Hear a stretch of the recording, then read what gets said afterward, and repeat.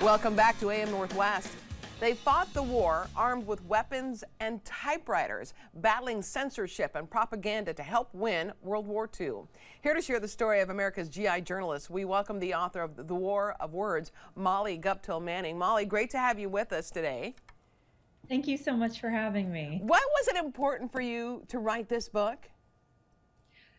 Well, I was speaking with a World War II veteran about his experiences at war, and he told me that one of the most important parts of the war for him was reading the newspaper that his buddies put out on his ship.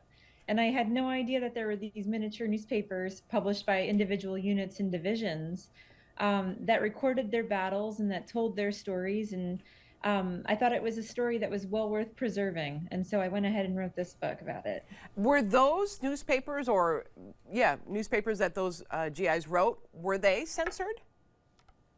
There was some censorship, but I think that as troops were fighting in combat zones, the censors that were in the area realized how important it was for troops to be able to tell their stories uncensored. And so a lot of the stories that do come out of these newspapers include a lot of details that didn't make their way into domestic newspapers at home. Right. So how did they help win World War II? Well, this was the time when, again, domestically, there was censorship at home. Right. And then there's an incredible amount of propaganda that was being dumped on troops across the world.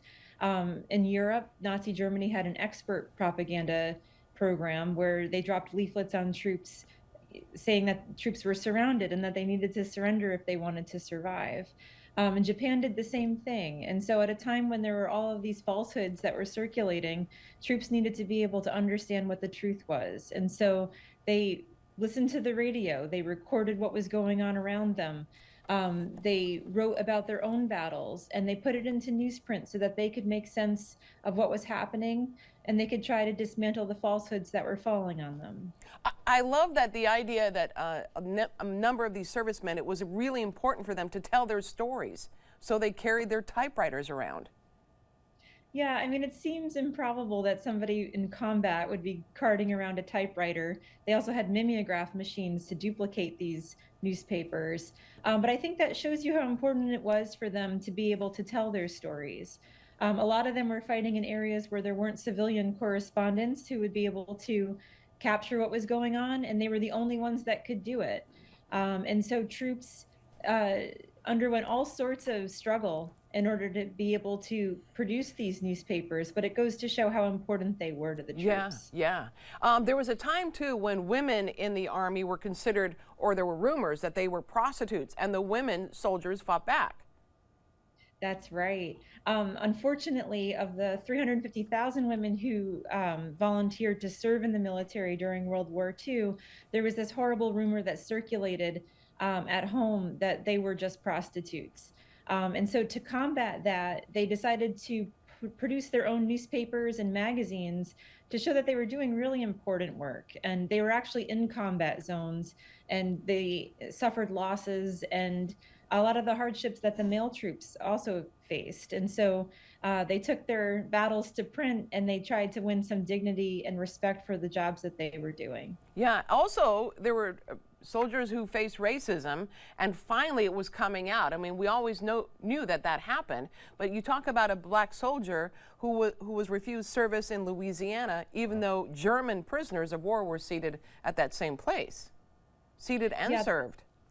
This was a remarkable episode in the war where a GI who was in Louisiana, he was a black soldier, he was traveling from Arizona, and he just wanted to get a cup of coffee and a meal before he got on a train to go back to Arizona. And he was refused service because he was black. And then he ended up watching a group of German prisoners of war go into the same lunchroom where he was denied service.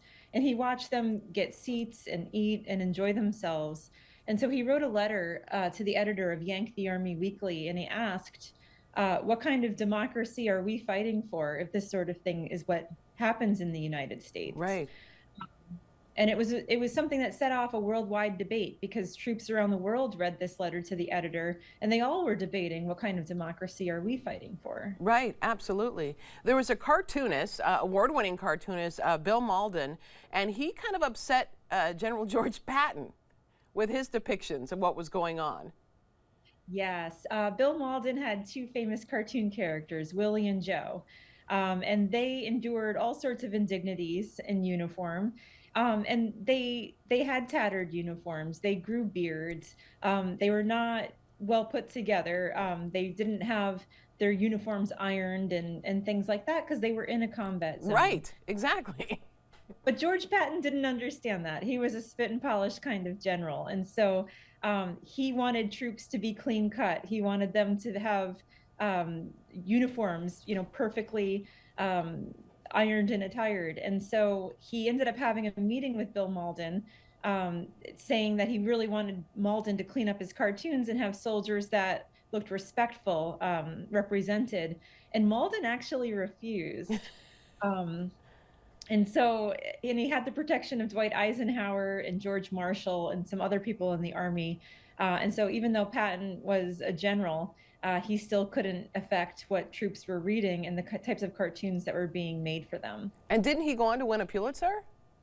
He did. Bill Malden won a Pulitzer Prize for his wartime cartoons. That's awesome. And so I think that goes to show how popular they were. Yeah, absolutely. This is really fascinating. The book, again, is The War of Words. Molly Guptill Manning, thank you so much. This is an excellent read. Thank you. Thank you for having me. You bet. All right, we'll be right back with more AM Northwest. Don't go away.